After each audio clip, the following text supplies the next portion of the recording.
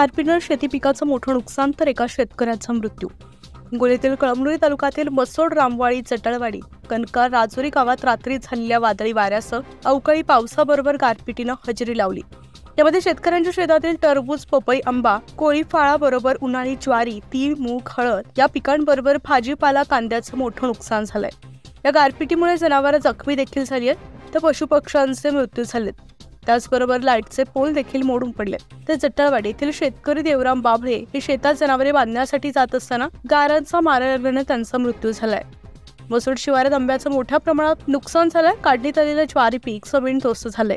तरी प्रशासनानं तात्काळ पिकांचे पंचनामे करून नुकसान भरपाई देण्याची मागणी शेतकरी वर्गातून होतीये। माझं नाव अनिल कुमार प्रल्हादराव जांबुतकर आहे। आमच्या शेतीमध्ये भुईमुग आहे, मूग आहे, तीळ आहे।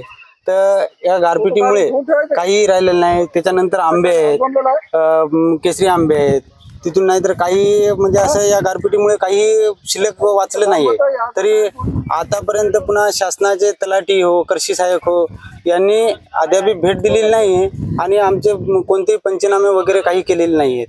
त्यांनी इतकीच विनंती आहे प्रशासनाला की ते शेतीचे पंचनामे करून आज जे होईल ते मदत आम्हाला करावी, ही कळकळीची शेतकऱ्याची विनंती आहे।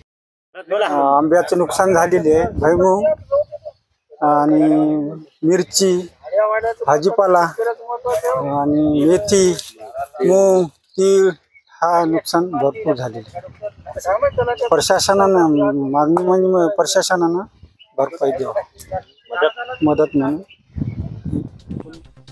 न्यूज 15 मराठीसाठी प्रतिनिधी नारायण काळे, हिंगोली।